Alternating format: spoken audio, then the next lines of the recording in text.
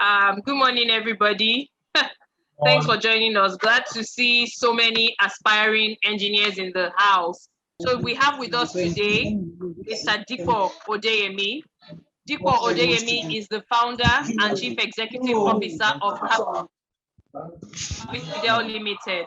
Prior to his role in Cavidel, he was one of the pioneering staff of Nigeria's foremost debt capital market securities exchange, FMDQ OTC Securities Exchange, where he was responsible to build the market operations and technology division as a senior vice president.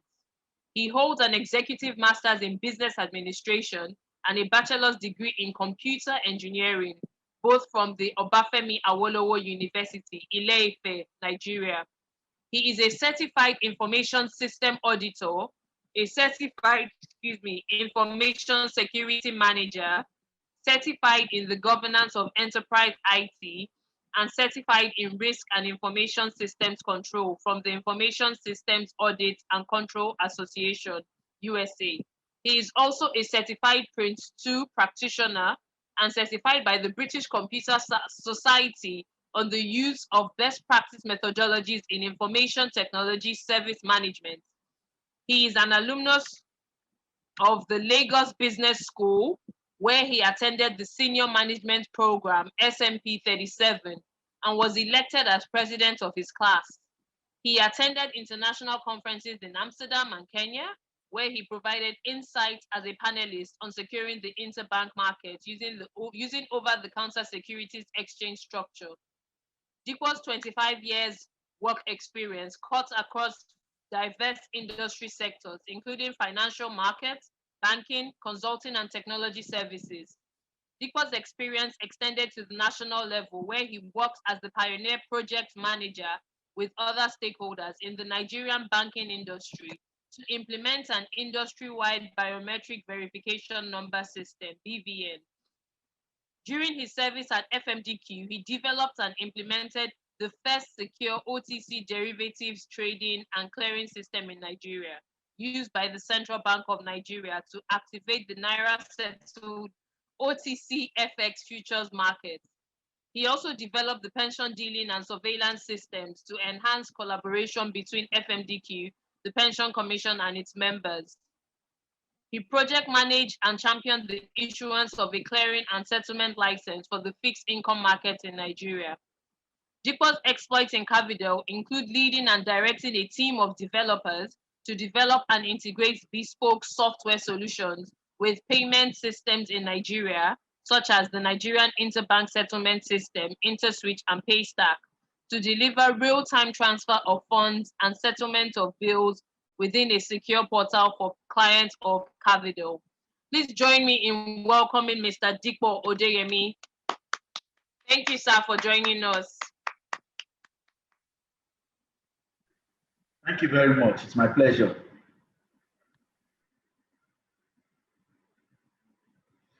Okay, so I guess I can take it up from here. I have a slide to share with the house this morning. I'll just like to take us through the slides quickly. I hope you enjoy the presentation and you find it useful as you pursue your career or you make decision to start or to pursue a career in engineering. My name is Dipo Odeyemi, and I'm the founder and CEO of Cavidel Limited. It's a software engineering company. My background, as said earlier, is in computer engineering, but with my computer engineering experience, I've worked in various industries, especially in the financial services industry, and mainly to learn the subject of finance. And at the end of the day, I knew I was going to use it to build softwares and systems, which is my core, to support engineering practice and to support the financial institution industry. So this morning, my focus will be on sharing some insight about how to become an engineer, and hope that you will end up choosing one of the engineering disciplines as you listen to my presentation. So all you need to know about engineering, and it's exciting to know that Dr. Wilson is also an engineer. So really the world is created by engineers. And I would like the children to please join us to create a better world for ourselves. Engineering is the art of applying scientific and mathematical principles, experience and judgment, and common sense to make things. So engineers are always making things. There are people that love to make things. So if you are somebody that love or you are fascinated about how things are made and you like to join the team of human beings that create things, processes and systems, then engineering is for you. My presentation will not take long, but we'll see how far I can drive it. So what do engineers do? Like I said earlier, they create things, and what they create solve problems. The belief in engineering discipline is that problems abound all over the world. Everywhere there's problem. And for a lot of problems, engineers believe we can solve them by building something. Not all problems, but a lot of problems, we can solve them by building something using scientific and mathematical principles. Of course, that begins to tell you, our students, that if you are going to be an engineer, you need to be a science student and you need to be good with mathematics. Of course, you know some of the things that engineers do, like they design bridges, medical equipment, and not only that, they also design processes. So as an engineer, you can be a process engineer. For example, there's almost nothing that you can't engineer these days. One of the things is process. Process meaning, what do we do first? What do we do next? What do we do next? Such that at the end of the day, we create something, or we create a system of people working together to solve a problem. And you cannot create a system of people working together if you don't understand, for example, process engineering, or you are not willing to work as a team. We'll see more about this later, that engineers need to learn to work in a team. You can't work alone because there are so many parts of a system. A system is a combination of so many things put together and all of them working in sync to solve a problem. In the beginning, we have 4 major engineering disciplines. Let's say when the world started, maybe not, but let's assume when the world started, we have 4 major engineering disciplines. That's why when I was growing, we only knew mechanical engineering, civil engineering, electrical engineering, and chemical engineering. So you are one of these 4 in the beginning. But as things evolved, we realized that there are so many other areas of engineering that you can pick from. You can look at it, you have 4 here, you have 5 here, that is 9, 14, 18, 22. And there are much more than this. So it's almost like you have engineering for everything in life. I mean, look at this. As you choose and you decide which area of engineering you want to do, you want to decide, is it aerospace engineering I want to do, or do I want to become an aerospace engineer, which involves space, flights, or aeroplanes? Do you want to be an agricultural engineer? Engineers that produce or solve problems in agriculture to make sure that we have more food to eat. The problem is food or hunger. So engineers support farmers to solve hunger problem. Or biomedical engineering, engineers supporting doctors to solve medical problems. Or chemical engineers, engineers supporting the chemistry of things, or chemists to solve chemical problems. Or civil engineers, engineers helping builders to solve accommodation problems and solve bridge or movement,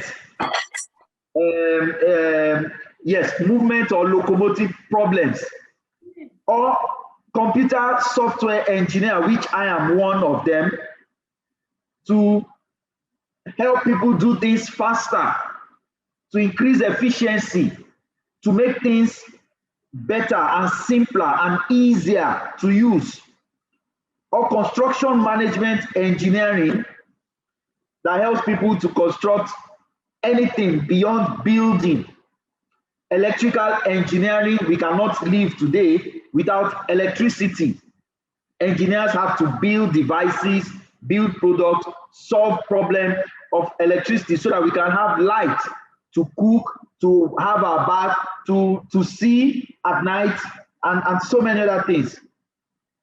There's also engineering management. That is the management of engineering, that you may not necessarily be building something, but you have to be able to manage engineers to achieve an objective. So you have engineering technology, environmental engineering, fire protection engineering, industrial engineering, materials engineering. I'm just trying to save time so we don't take too much time explaining all of them. But if you have any questions, I'll be willing to take it. And I'm also glad that I have Dr. Wilson, who is also a fellow engineer. He'll probably be able to provide more insight into some of these engineering disciplines. Some of you may choose to go into molecular engineering, which is the engineering of genetics. How did human beings come about? What can we do to help to treat some diseases? Molecular engineering can be of help. So you may not necessarily want to be a doctor, but you are interested in solving problems that comes with viruses and diseases. You may go into molecular engineering to be able to design tools and devices that will help doctors and scientists to solve sickness or medical problems. You may want to go into nuclear engineering that helps to provide nuclear bombs or nuclear installations that helps to power big countries or big factories without necessarily using petrol or diesel. Or you want to say, okay, I don't want to do nuclear, I like my petroleum engineering because we have petrol in Nigeria. Then go into petroleum engineering. And then you have technology management, just like engineering management. You have oceanic engineering. You like the seas, you like wildlife in the seas, and you want to be able to access them, all these submarines, ships. You need to understand some oceanic engineering to be able to do that, if that's where you want to position your career. Or telecoms, telephones. You are wondering, well, how come I can talk to you without any physical connection? How is it possible? If that is what fascinates you, and you feel there are more problems with communication that we don't have today, why not consider looking at telecommunications engineering? And of course, building engineering. So these are just some engineering disciplines that we have. I would like you to take a look at them very well and try to form your opinion, because it's one thing to say you want to be an engineer, it's another thing to know which field of engineering do you want to go into. And whichever field of engineering you choose, it will be worth it, and it's something you should consider. Now, what are the top skills that you need to be an engineer? One, you must love to solve problems. You must. If you are somebody that doesn't like to solve problems, please don't choose to be an engineer. Two, you must love to pay attention to detail. You must not be a careless person, because a lot of things that engineers do affect lives. If they make mistake, a lot of lives could be lost. So it is important that you learn to pay attention to details. You are somebody that reduces mistakes. Not that you won't make mistake once in a while, but you must be concerned about those mistakes and how to correct them. And it comes from simple mistakes in mathematics. You know, a lot of people, 2 plus 3, I don't know if you've experienced it before, I did. You say 2 plus 3 is 6. Because in your mind, you think you are seeing 2 times 3. And some of us miss questions in mathematics just by doing 2 plus 3 equals 6. Of course, you know it's 5, but it's a mistake. And those are the kind of mistakes you have to avoid. So to be an engineer, you must be able to communicate clearly. It's one of the reasons why I'm so grateful that for the children in Green Springs, because you are being taught a lot of times how to communicate in your portfolio presentations. So you must learn to communicate clearly without ambiguity, without confusing people. You must love to learn. You must love to continue to learn, to continue to improve, because there's no end to improvement of whatever problem you solve.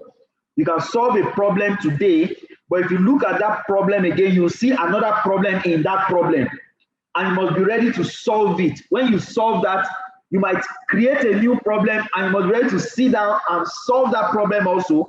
And to achieve this, you have to keep learning. So continual learning mindset is very key. I mentioned earlier that to be an engineer, you must love to work with people, knowing that you are only a piece of a bigger puzzle. And that puzzle will only solve a problem when it is complete. So as an engineer, you start solving problems in bits and pieces until the big problem is solved. So identify that and recognize that you need other people to fit in their own part of the puzzle for your engineering outcome to be a problem-solving endeavor. And you must learn to empathize with end users. That is the people that you are solving the problem for. You must love them. You must, I don't know whether to say pity them is a good word, but you must empathize with them. You must feel their pain, so that when you go and solve the problem, you must take a lot of pain away from them. Imagine the problem that engineers have solved now, that during COVID, we can still continue to attend school. That's a big problem that the engineers at Zoom solved for the world. You see, so, and it's because they feel the pains of teachers. Teachers want to teach their children. They feel, they empathize with the students. Students want to continue learning. And they say, how do we solve this problem? Okay, why not let us create a video communication system that will allow the teacher to see the student and the student to see the teacher. And someone say, wow, that's a very good idea. Let's do it. And they did it. Now they've solved the problem. Look at it. We are all in various locations and we can see each other, one another, and we are enjoying ourselves and having a good time. Okay, so these are some of the top skills that engineers must have. The next one is some of the benefits of engineering. One, access to different careers and industries.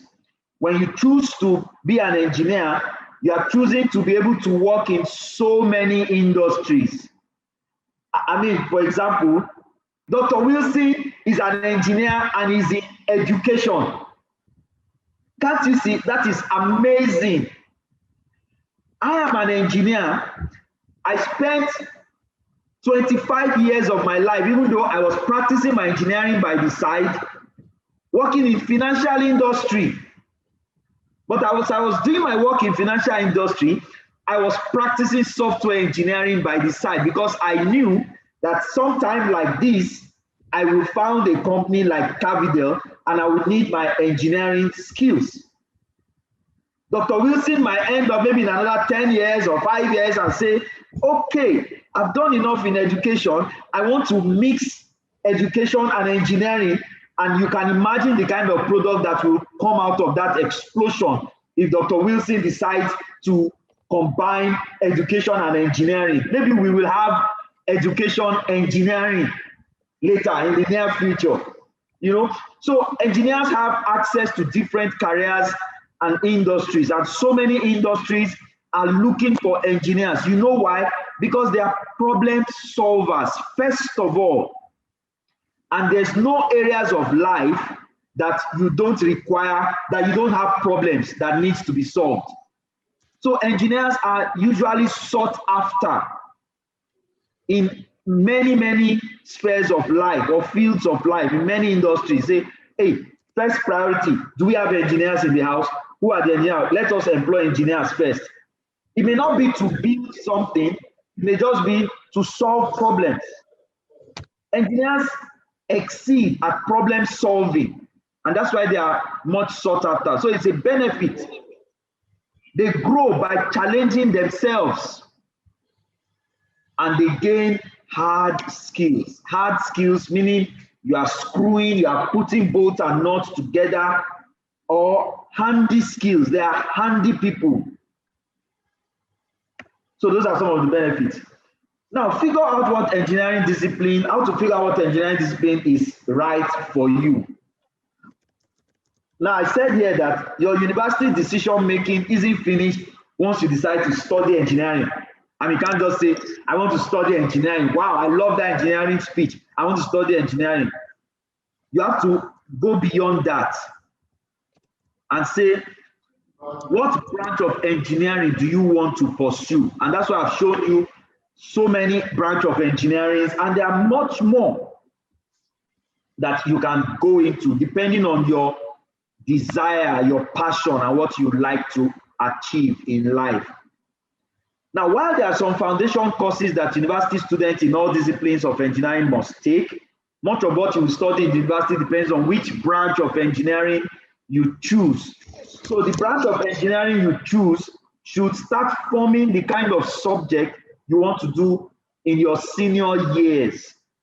For those that are not yet in the senior year, if you have not picked subject. So quickly decide whether you want to do engineering or not, and then decide which arm of engineering will you like to pursue. And I would just like to share some subjects that you need to start considering while you are in school. If you want to be an engineer, in its basic form, you need mathematics. You need to be good with your mathematics. You need to love mathematics, because mathematics is about problem solving. Now, added benefit or as an added advantage for a lot of students, I would encourage and propose that you take additional mathematics in your senior year. It is important. I'm a living testimony and beneficiary of additional mathematics. I can't imagine not doing additional mathematics. I would have been a roasted potato when I entered the university. So I encourage students, if you are going into engineering, please include additional mathematics in your subject when you get to your senior years. The next one really should be English and not physics. The next one should be English. Remember, we said engineers must be able to communicate well. Engineers must be able to read and understand a problem definition before they can solve it. So all those critical reasoning, all those portfolio, and all the English creative writing that they are teaching you, it is so important if you must, or if you will excel as an engineer. Then after English, you can now start taking subjects that are also very important, like physics. Physics, almost every engineering aspect requires physics. And you do something that looks like physics almost for the rest of your life. So physics is very key, especially if you are choosing engineering that requires physical, discipline or physical attention or physical ways of doing things. You need physics, building, civil engineering, material engineering, computer engineering, electrical, and these are physical things. And so physics comes very, very much into play. Automobile engineering, those are really physical things. And because most part of engineering is physical, physics is a requirement. You must do physics. Chemistry is also very, very, very important. In fact, in my school, there used to be a poster, they say, what in the world is not chemistry? Because something mixes with something for you to get something. And when things start to mix, then you are doing chemistry. Where you don't know how to mix anything, then you are not doing chemistry. And I have not seen an area of engineering that does not include a mixture, or yes, that does not include a mixture of things or a mixture of properties. It's near impossible that you be an engineer and you don't understand mixtures. So chemistry comes very, very handy, and for most of us, we did it up to first year or second year in the university, depending on your engineering discipline. Now, some of you may wonder, say, what is biology doing in this list? What if you want to do biomedical engineering or what's molecular engineering? You need some biology. You need to love biology very well, and you need to understand your biology very well. So that's why I put it as a subject, but it depends on the kind of engineering. You have to be going to an engineering that requires biology. Otherwise, it is not compulsory that you do biology in your senior years. It's a good thing to do, but it is not compulsory, except the school makes it compulsory. But otherwise, for engineering, it's not necessarily compulsory, except for the specialty of engineering. Geography is also very good. Geography, again, has a way of teaching you things beyond the ordinary. That's why if you have to do, we talked about aerospace engineering. Geography will help a great deal in that. Or you want to go into geology, geography will help you a great deal with that. Even at Greek engineering, geography will really, really help you. And then technical drawing, it's also very important, very, very important. And I will love it. I think it will be an added advantage if you can have access to technical drawing skills. I think most engineers take a course in technical drawing or engineering drawing, as we call it in the university. So if you have a good background, it will be an added advantage. It's just so that you won't struggle when you get to university.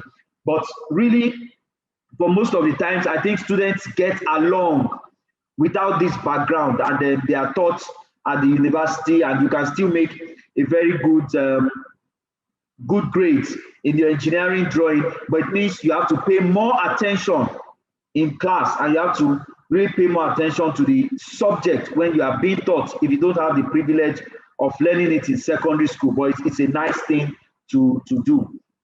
And then if you are going to agriculture engineering or agric engineering, you have to learn some agriculture, just to give you a fair idea of the problems that there is in agriculture before you choose. So if you are passionate about solving food problems and the fact that food production is very slow and not effective or efficient in Nigeria or any part of the world you find yourself, you may choose to go into agric engineering, and that will bring a lot of benefits to our world.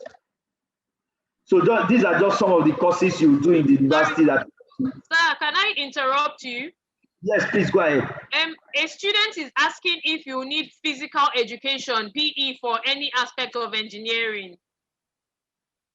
I am not really aware of that. How you need physical education. Physical education, except if you are going into engineering of physical fitness, that you are going to be building physical fitness equipment. But I believe your biology will teach you about the body, the muscles, the organs in the body. And biology, I believe, will also teach you nutrition and things you need to know to make you understand problems with physical, make you understand problems with human body. So I think biology will do the trick for you rather than physical education. Education. Yes. Okay. Thank I you. won't want you to do physical education and drop biology. If you are going to go into the area of fitness, biology will be very, very key because you must understand the body system very well. Okay. Thank you. Okay. And Thank another you. student is asking, do you need coding skills for engineering? You don't need coding skills for engineering except you are going into software engineering. But in this day and age, a lot of engineering is getting automated. So at some point, even if you don't do it in your secondary school, you will be taught. It will be, for in some schools, coding is part of the curriculum. In fact, in most schools, they will teach you coding, albeit at very basic form, just to let me use this word, to stir up your problem solving skills. So they will throw in coding at some point. So don't dislike it, but it is not compulsory if you are not going into software engineering. Okay, thank you so much. Thank you, sir. All right. Okay, so in the university, you learn things like engineering materials, depending on the kind of engineering you are doing. You learn geometry and calculus. That's why if you have the opportunity to start learning it now in additional mathematics, it will be a great advantage, geometry and calculus. Logical design and digital circuits. Logical design, we believe that coding helps students in their logic and reasoning. And that's why they always throw it in. I mean, one of my sons is studying mechanical engineering today. He didn't learn coding in secondary school. He didn't learn it in his 12th grade. Now he's in university, and one of the courses he's doing in year one is coding. And he's finding it interesting and challenging, I would say. But he just has to do it because he needs to improve his logical reasoning. And that's why they throw it in. So if you know some coding ahead of time, it will be an advantage. But it's just one course in the university, which I wouldn't expect any engineer to fail because it's a test of your logical reasoning. So coding helps to improve your logical reasoning, just like mathematics. Okay? You need to do engineering laboratories, engineering mathematics, decision analysis. Again, coding helps you with your decision analysis. Probability and risk analysis of engineering or for engineers. General chemistry is important, general physics, English composition, very useful. So for those of you that want to do engineering and think, no, I don't need English. You need English more than anybody in life. I'm telling you. So take your English classes very seriously. Don't say because you're an engineer, you don't need to do English well, or you don't need to take English seriously. You have to. And then in some schools, you take things like psychology and sociology just to make you a complete person. These are just some schools that take engineering in Nigeria. There are many more, just to mention a few, so I won't dwell on this. And then finally, my last slide just shows different things that engineers have done or that engineers can do. As you see, you have the work, or there's the hand of an engineer in everything you can see on screen and many more. Which engineering will you choose today? Thank you very much for listening. Wow, thank you so much, sir. This was, in fact, I wish I studied engineering. Like, this was so interesting and very detailed. I really enjoyed, and I'm sure everybody enjoyed the presentation. Thank you so much. We have questions. So we noticed that you have a lot of certifications and you've worked in various sectors. So did you already know when you started, did you already know that you needed to have all these certifications, or did it just come as you practice your engineering? Interesting. They came as I practiced my engineering. You know how you okay. Yes, they came as I practiced.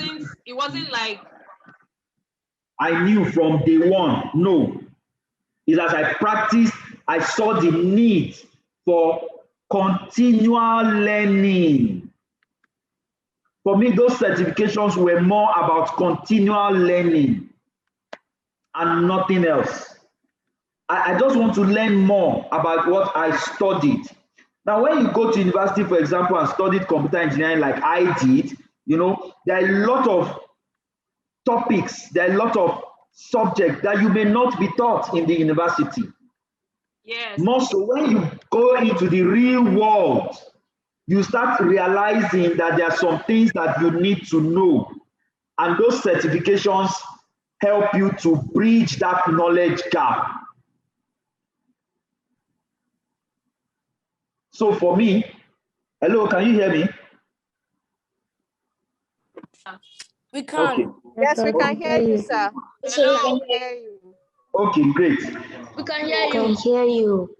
Thank you very much. So for me, it's because I wanted to continually bridge knowledge gaps as I grew my career. So when I get to some stage in my career, I see there's a knowledge gap, I go after a certification to bridge that knowledge gap. There are some other professional disciplines that I went into beyond the certificate that I listed, that I just went into it to bridge a knowledge gap.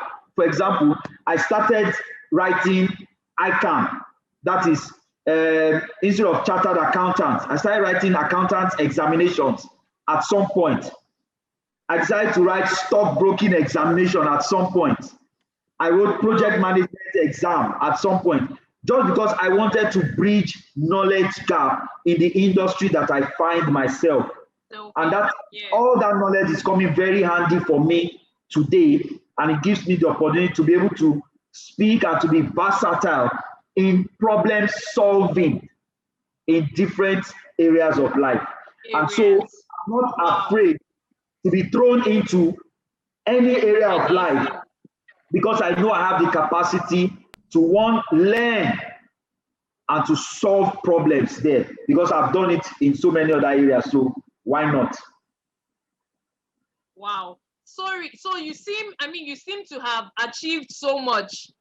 One of our students wants to know, what age were you when you started engineering? Because you seem to have achieved so much and you still seem very young.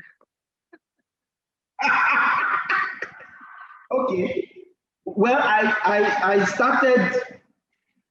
entered university at the age of 17 and started work at the age of 23.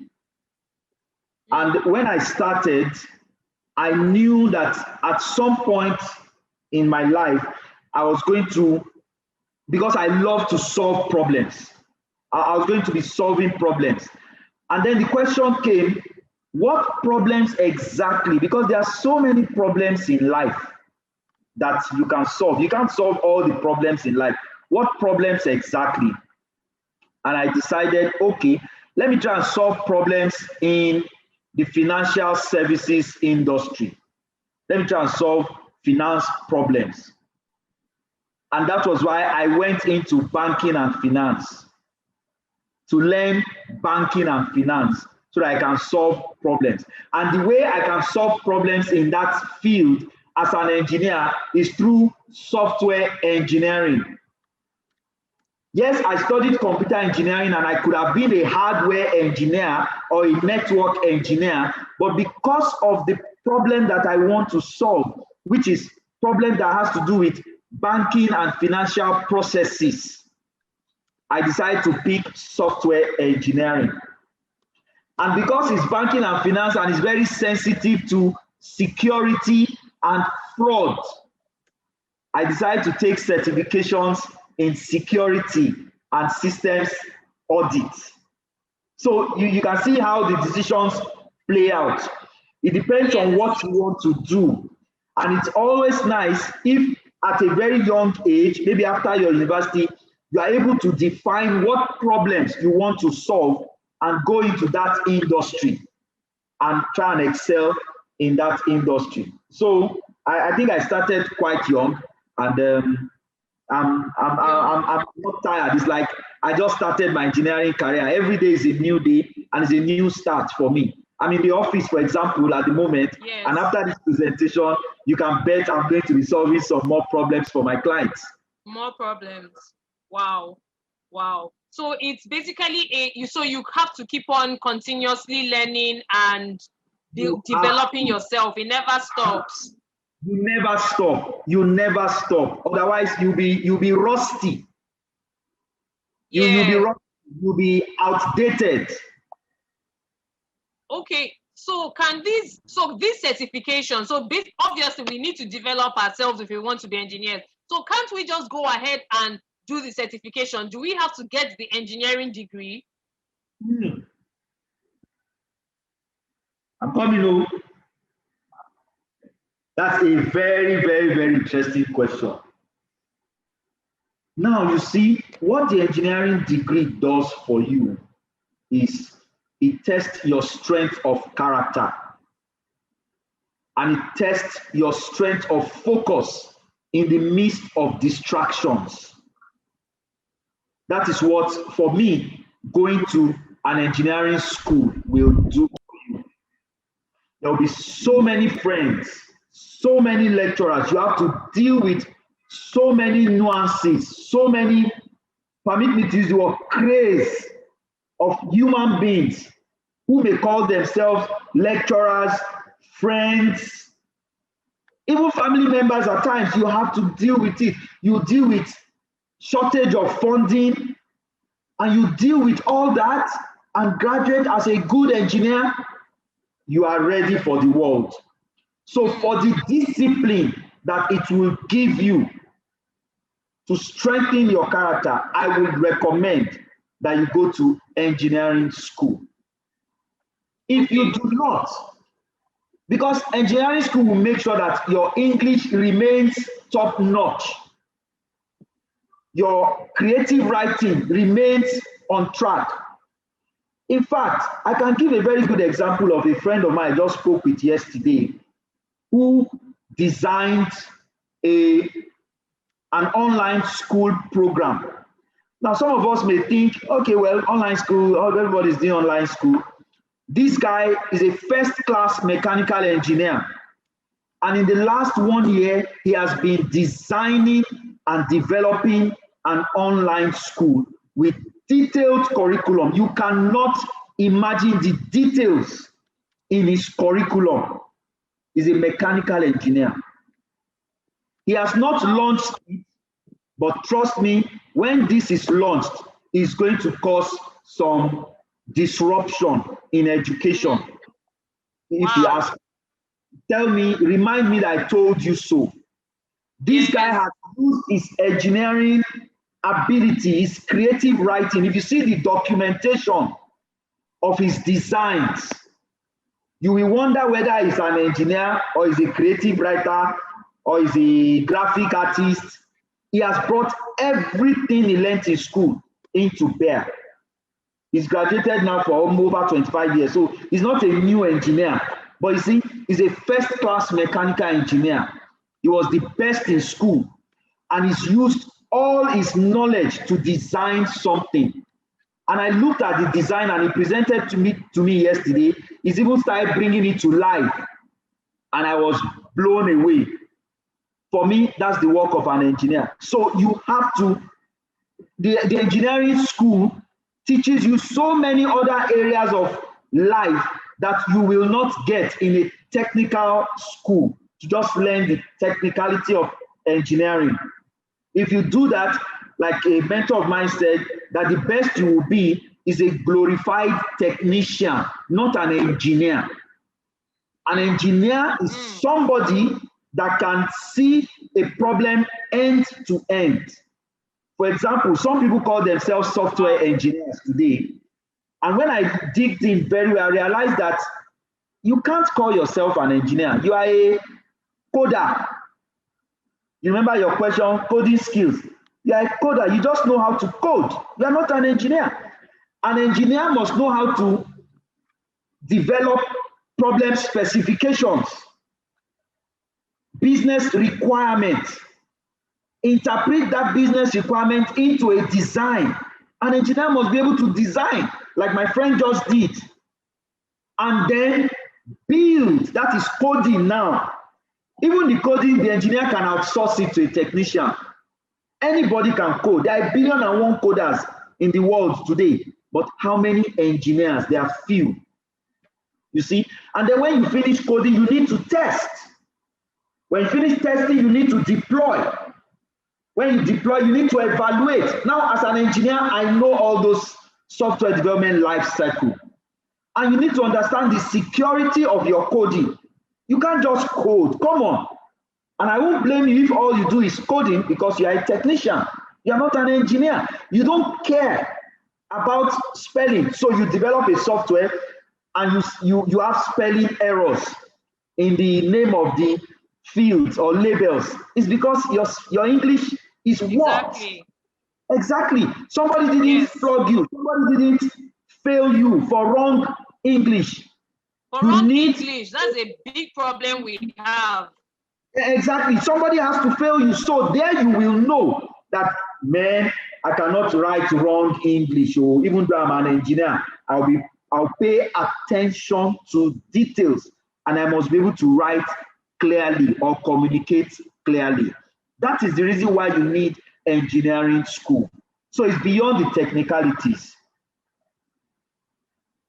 Wow, thank you so much. So a student is asking, in your first year of university, did you do engineering courses? Did you do general engineering courses, or did you start specializing in your first year? Okay, in your first year, you're just going to do basic mathematics, physics, chemistry. That is, you are going to do it at advanced level. Again, to test your ability to specialize. So your first year will still be things like calculus, geometry, chemistry, and physics. Those are basic courses. You are not going to miss it in any school, anywhere in the world.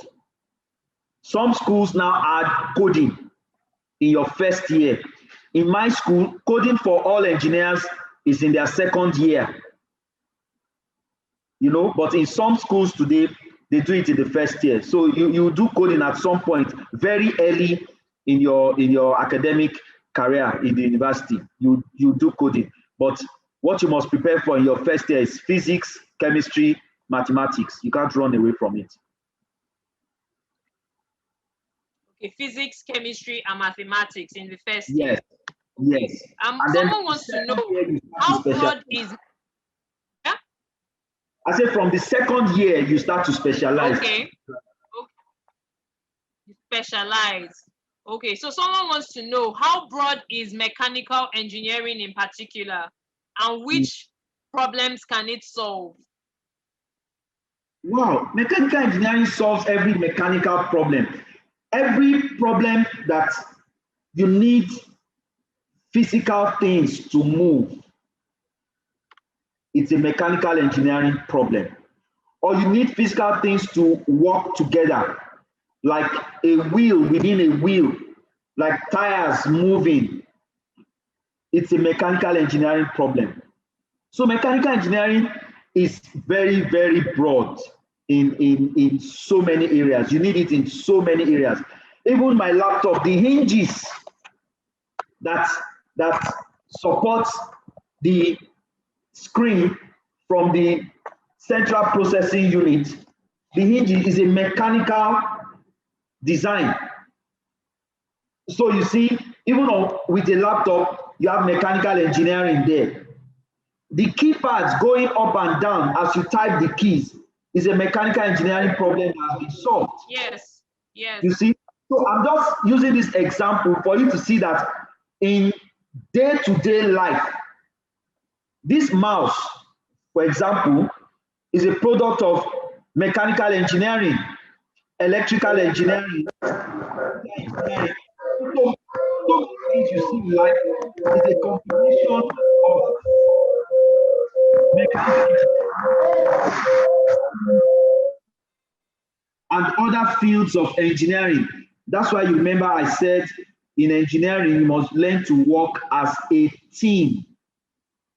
Mechanical engineers start and finish a product on their own, especially if it's going to be a very modern product. So mechanical engineers can design and build, a mouse, but they cannot get it to work if they don't understand the electronics of a mouse. Yeah.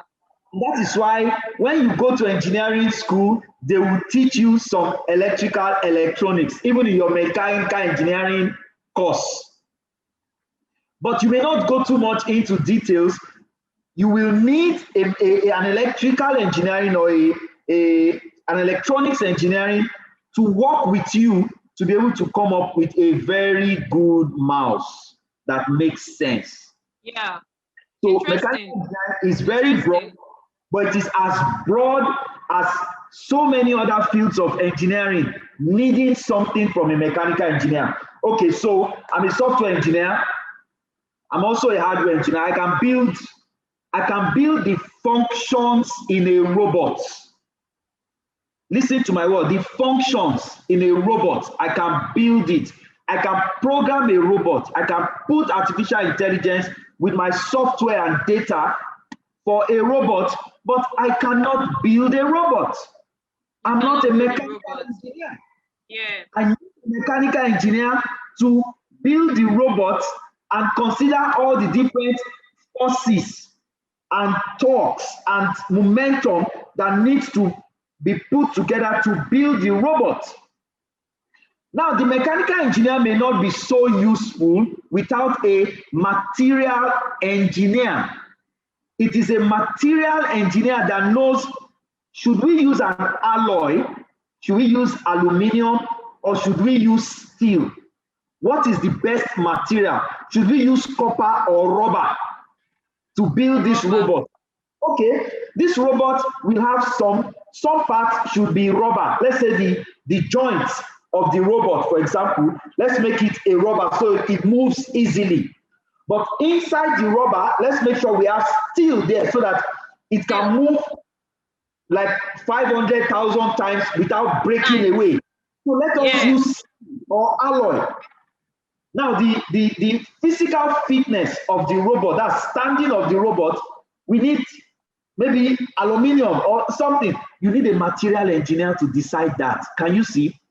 So building a robot, you can see you need a software engineer, you need a mechanical engineer, you need a materials engineer, you need an electronics engineer, you need an electrical engineer.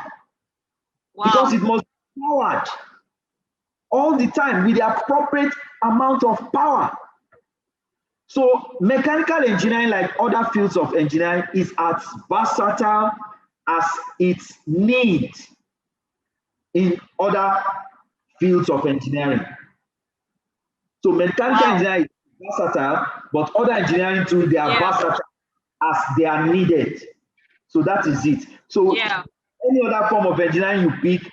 So for me, if you ask me today, I would say, honestly, just close your eye and do any form of engineering, you are fine. Don't rack your brain too much. Just pick one that you fancy and just do it. You will be taught how all the puzzle fit together. You'll be taught some bits of all the other necessary forms of engineering that you will need to work with eventually to create a product or solve a problem. Yeah, I have a question. So yes, first of all, I'm really I have a question real quick. I'm really thoroughly enjoying this. Thank you so much. You mentioned that you have a relationship with the Lagos Business School. Why is that so important as an engineer and a leader in engineering to have that relationship with the Lagos Business School? I went into Lagos Business School again to broaden my knowledge of life and other life discipline, really.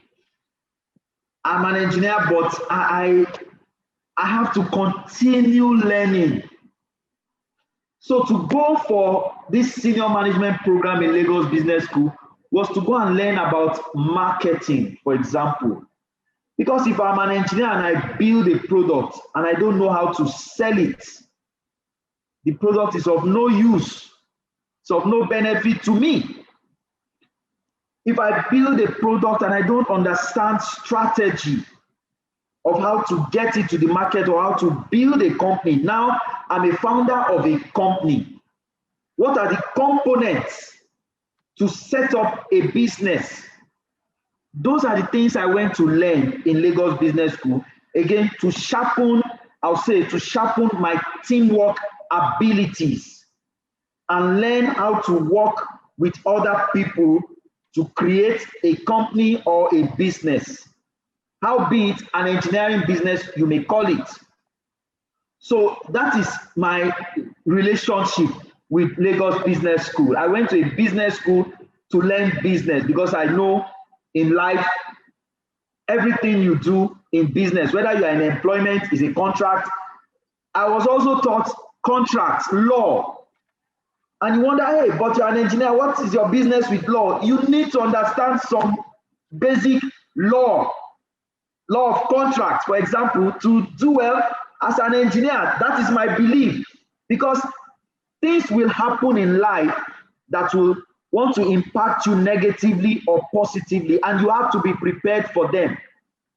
So I believe in universal knowledge so much beyond my core, and I think it makes me a more complete person and rounded person, so that I don't have fears of shortage of, at least basic knowledge of some things about life. For example, you'll be amazed how much I know about accounting.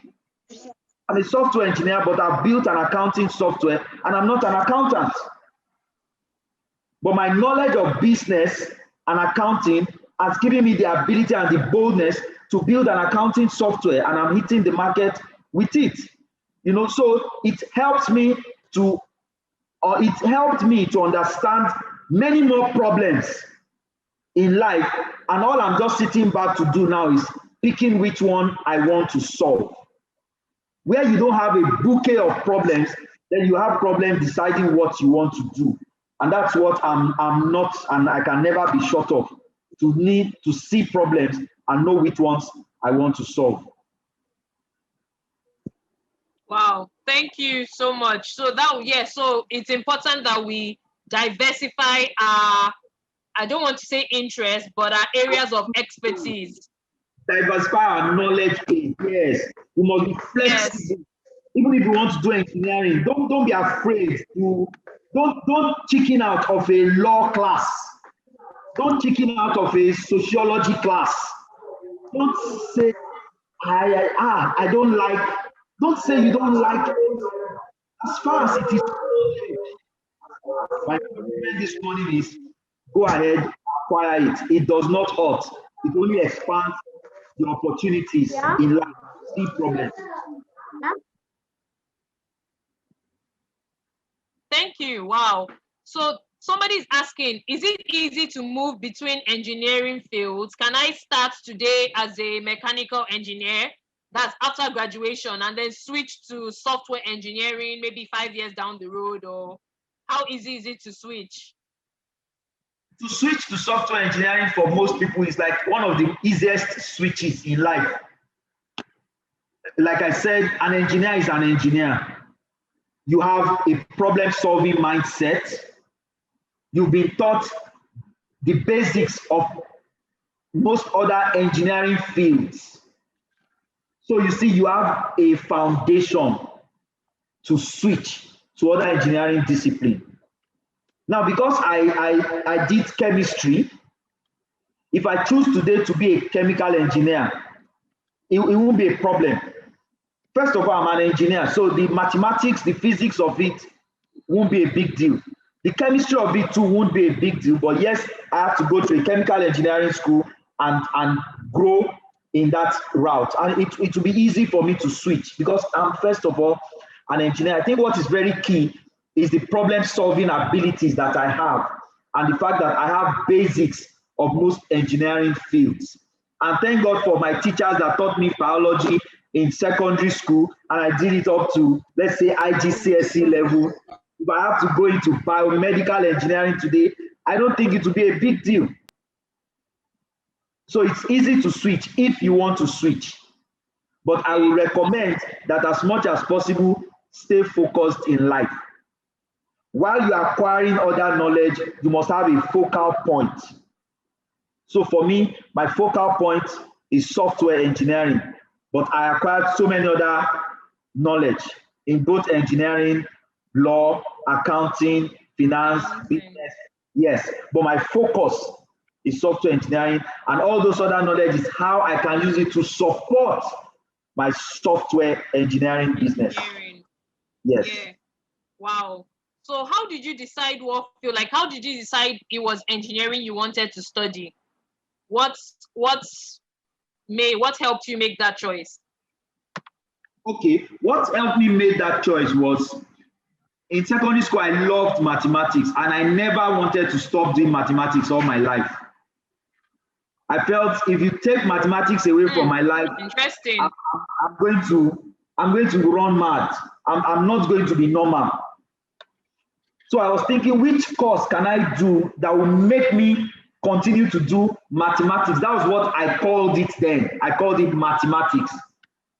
And I was fortunate to have a teacher then that was an engineer. He was a mechanical engineer. He was my teacher. And that's why it's nice to have engineers like Dr. Wilson in school, in the education sector. And the engineer helped me and he said, okay, so what's engineering? Okay, so he said, if you love mathematics, you are better off as an engineer. I said, okay, that's fine. So I've narrowed down to engineering. Now the problem is what engineering? And I thought, hey, the oil industry was booming in Nigeria. I would like to be a petrochemical engineer or a chemical engineer. And my teacher told me, interesting. But he said, but the world is moving.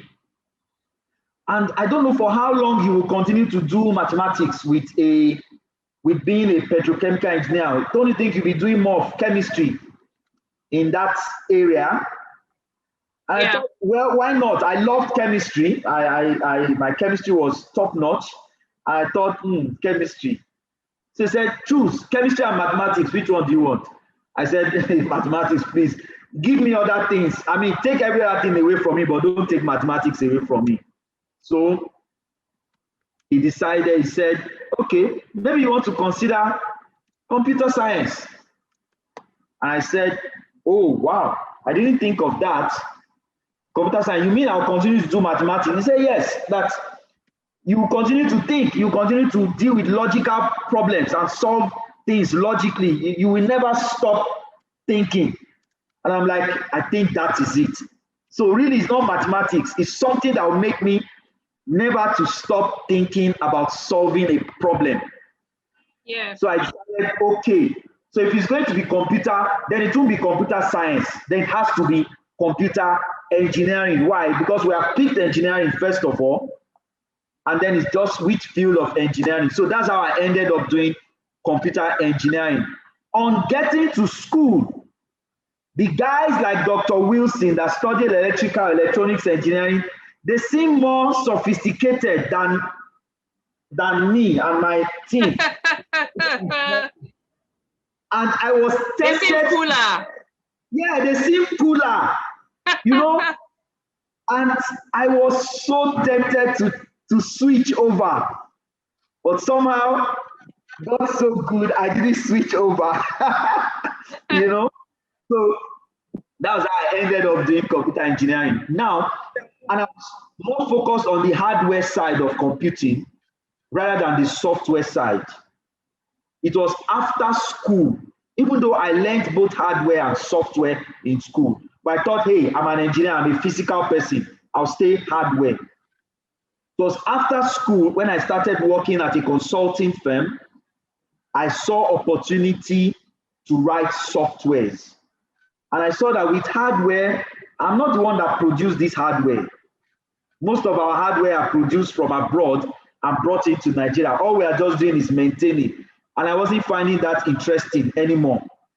And I thought, what else can I do that will make life interesting for me to be the one solving problems? And I realized software engineering was the way to go. And that's why I switched to software engineering. And I've never regretted it since then. Okay. Somebody wants to know, what was your favorite course in university and what subjects were you good at? You can tell, mathematics. Mathematics, yes. Mathematics. So a student wants to know, that you should please explain a time you use logic to solve an engineering problem. Logic to solve an engineering problem. So for me, the problem is not most problems are not engineering problems. Problems are other problems that we use engineering to solve. So let us write a calendar.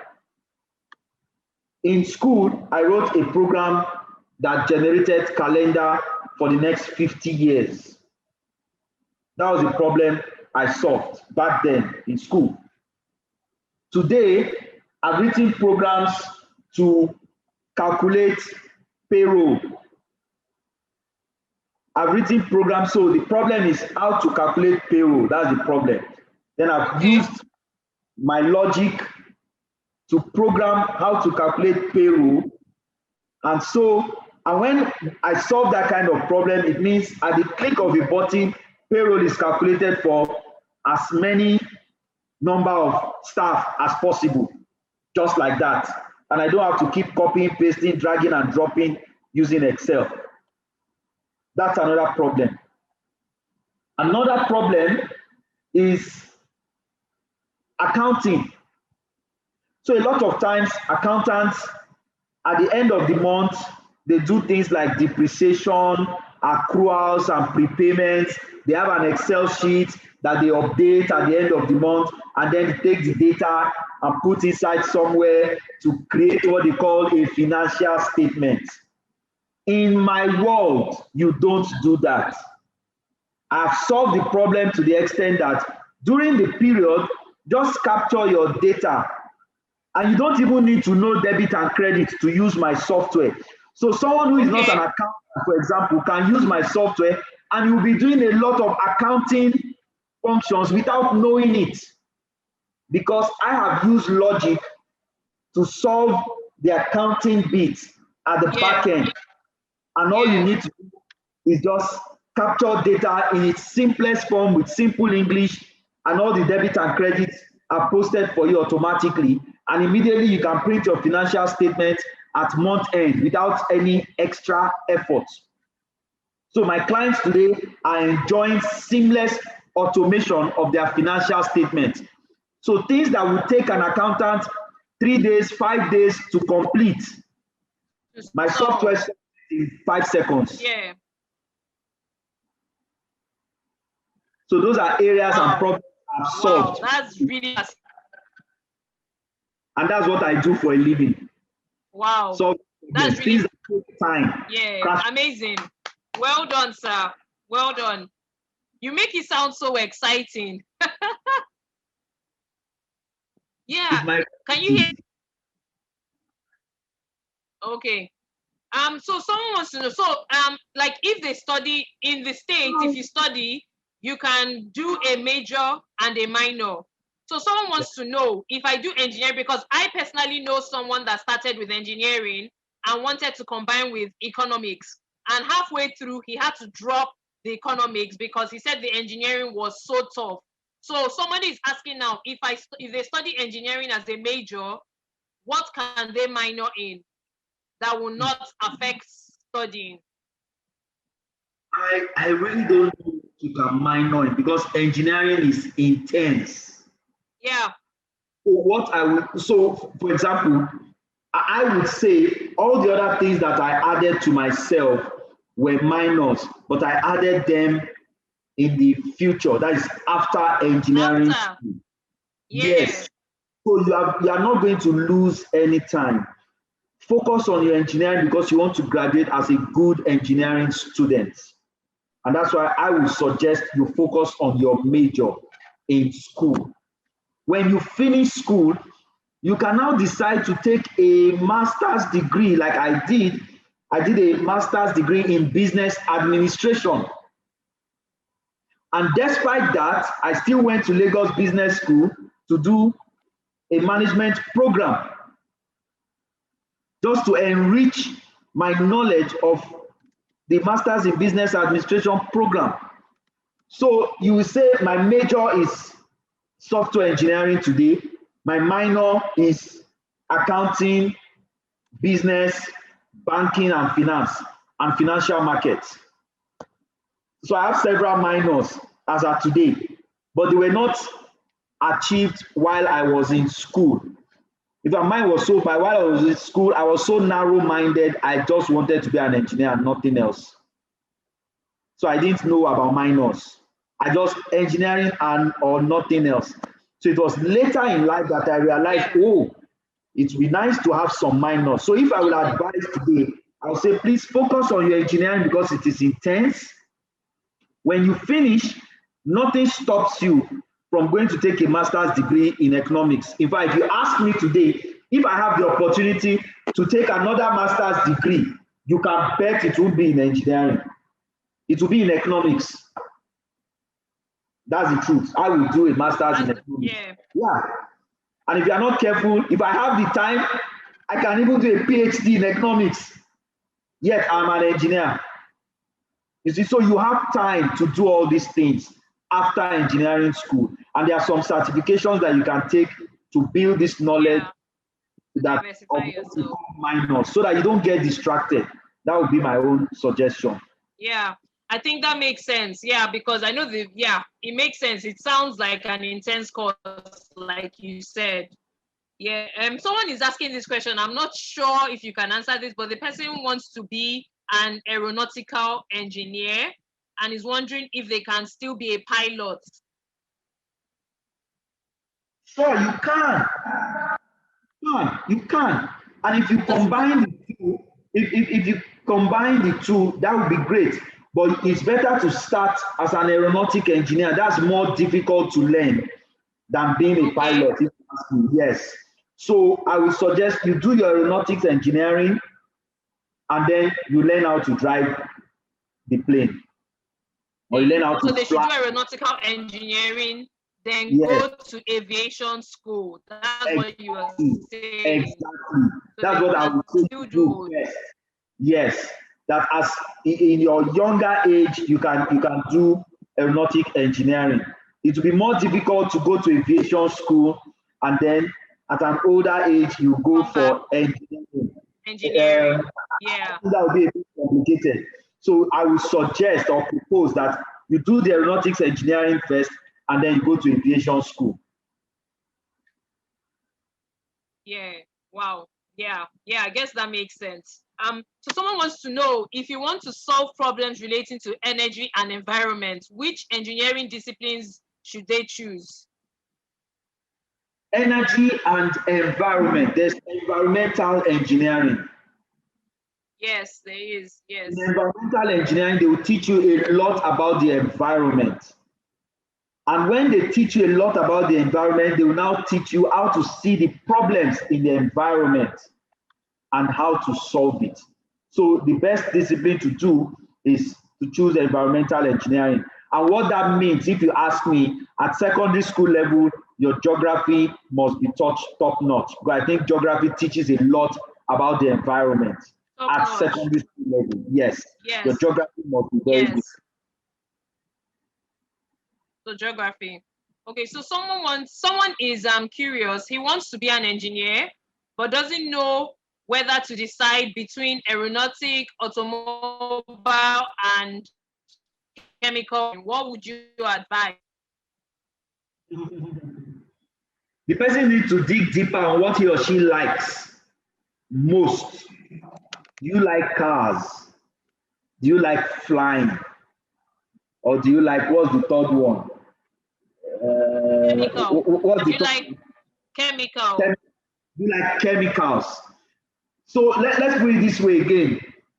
At secondary school level, you can also choose which do you like most, physics or chemistry. If you love chemistry most and you say to yourself, I want to do chemistry for the rest of my life, I won't mind doing chemistry for the rest of my life, I will just ask you, just drop aeronautics and automobile and go for chemical. But if you are like chemistry, why should I do chemistry all my life? I'll be thinking of chemical and mixtures. No, I don't want to do that. I want to move physical things. I want to engineer movement. Then you are stuck with flying and driving. You now have to choose between flying and driving. Which one do you love? Yeah. Do you love the engineering of cars? Flying, there is engineering there, but maybe there isn't much happening in the aviation industry with regards to flying. There's no new things happening. You are probably maintaining existing technology. And well, yes, there may be, but it's not as, the new things in flying is not as obvious as the new things in automobile, for example.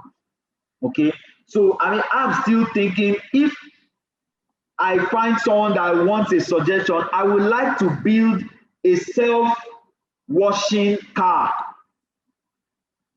That's one of my innovations that I'm thinking about, a car that can wash itself. All you need to do is plug it to a water source, and there are different parts in the car that will start oozing the water out and soap, and something will be scrubbing the body of the car, and the car will wash itself. I mean, that can apply to aeronautic engineering, but maybe the aeronautic field may not allow me because of the safety measures and safety standards with aeronautics engineering. There are less safety standards in automobile, and it gives me the flexibility to create or innovate something new to it, and it will still be safe to drive. So it depends on what you want. If you are a very creative person and you want to be changing, you want to be able to change the face of things, I would tend more towards automobile engineering than aeronautics, yes. But if I love flying so much that I don't really care about the people driving on ground, then I'll go for aeronautics. So it depends on what you really love and what you think you love to do going into the future. So you have to have a very long-term horizon. What do I want to do until I'm very old? That even when I'm old, I will still love to be doing it. That's a good place to start from. Okay, wow. Thank you so much for that insight. Someone wants to know, what do you enjoy most and least about engineering? What I enjoy most is the logical reasoning and problem solving. And with design, I love designing new ways of solving problems. That's what I love most. What I love least is the hard work inside. I wish I can sleep more and play more, but I can't. If you're an engineer, you have to think. So, I mean, it's like what you love, you can't hate it. You just have to put in the time. So what I hate least about it is that it is time consuming. It's time consuming. It takes a lot of time, because a lot of times you design something and it fails. And I don't like that. You can't be a person and not want to fail. You must fail. It's given. You must learn to fail. When you fail, you don't see it as a failure. You see it as knowing better ways to do the same thing. You learn by it and you redesign. And so it takes a lot of time for you to get something out perfectly. And that time and that discipline is what I love least about engineering. It's very time consuming. Interesting.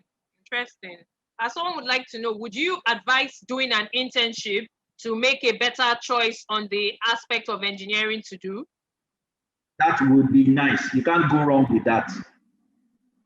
That would be nice. If you have the opportunity, please take it and do it. It will really help. Okay. Someone wants to know, can you do software engineering and aeronautic engineering at the same time, or you have to focus on one? The good thing is you can do software engineering for any other engineering. In fact, almost every engineering these days requires software engineering. Almost every engineering. So you can be a software engineer solving aeronautics problem. A lot of devices and a lot of gadgets in aeronautics today are software driven. There's hardly anything in the world today that is not software driven. So just like I write software to solve financial problems and business problems, you can be a software engineering writing software for the aeronautics industry or the aviation industry. And then it can be your software powering the robots called airplanes today, because they are simply robots driven by softwares written by somebody. NASA have just launched a robot on Mars. That robot is running on software that software engineers wrote. NASA, that's the aerospace industry in the US. They couldn't have sent a robot to Mars without software engineering. It is impossible. So software engineering powers most engineering today.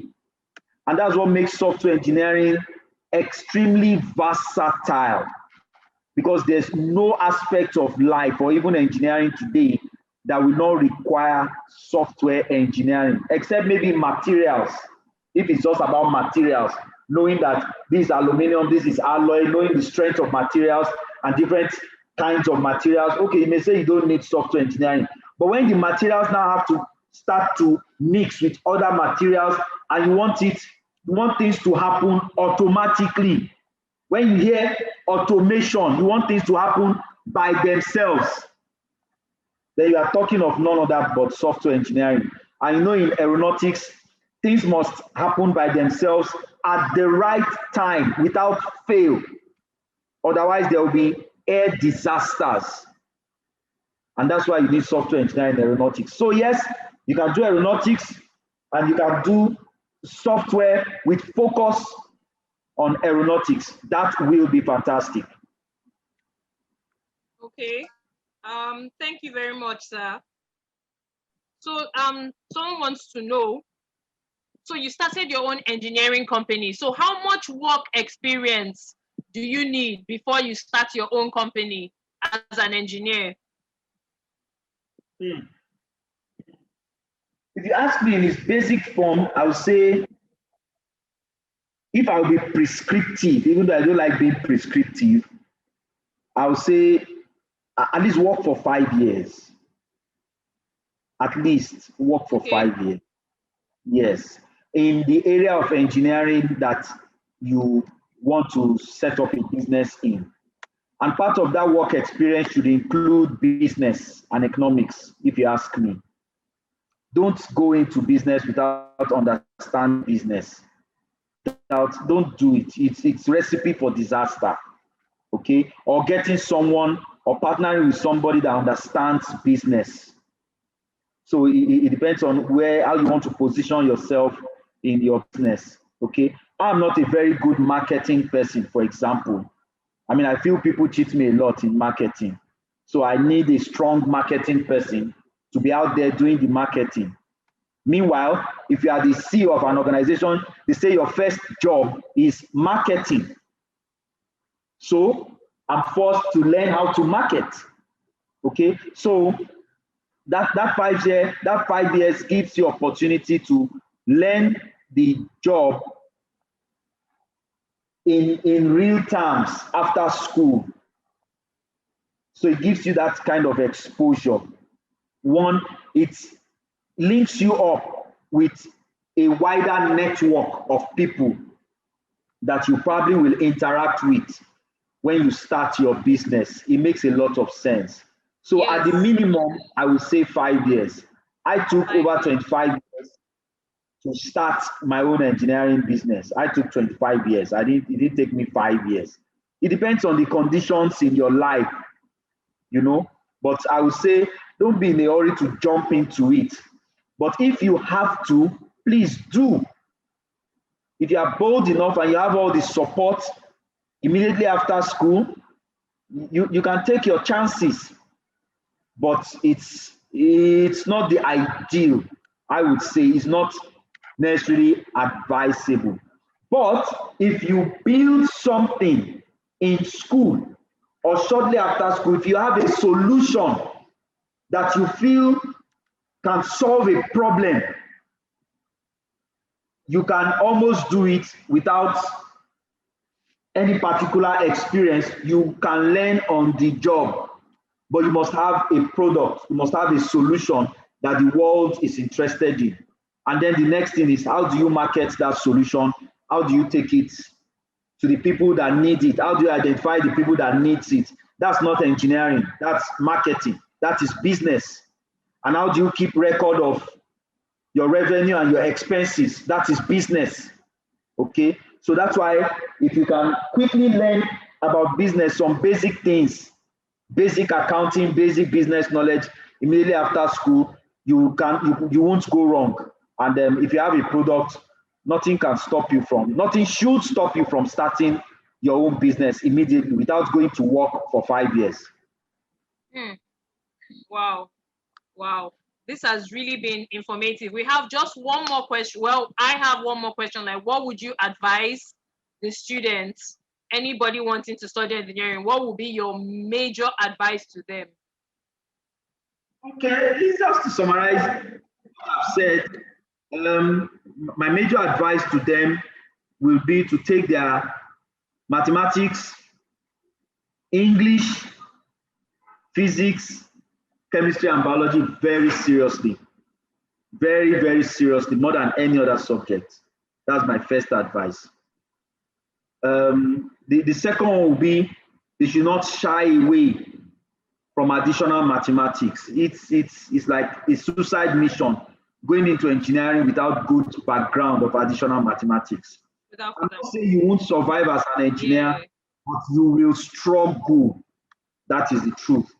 Okay. So in order not to struggle, take additional mathematics, take mathematics, physics, and chemistry very seriously at your secondary school level, and love to solve problems. Start thinking about problems you like to solve in the world today. And that problem that you are passionate about solving, let it determine the field of engineering that you will go into. Don't choose field of engineering because it is cool or everybody's talking about it. No, choose the field of engineering that has problem or that solves problem that you are interested in, that solves problem that tickles you. That's what I would suggest. Wow, that's yeah. I think that is solid advice that the students should take. I hope everybody was listening. Wow, this was, I really, I'm not an engineer, but I really enjoyed this webinar today. It was so insightful. I'm so amazed at how much engineering we need in different aspects of our life. And we're really grateful, sir, for taking time to speak with our students and to enlighten them on what they need to be engineers.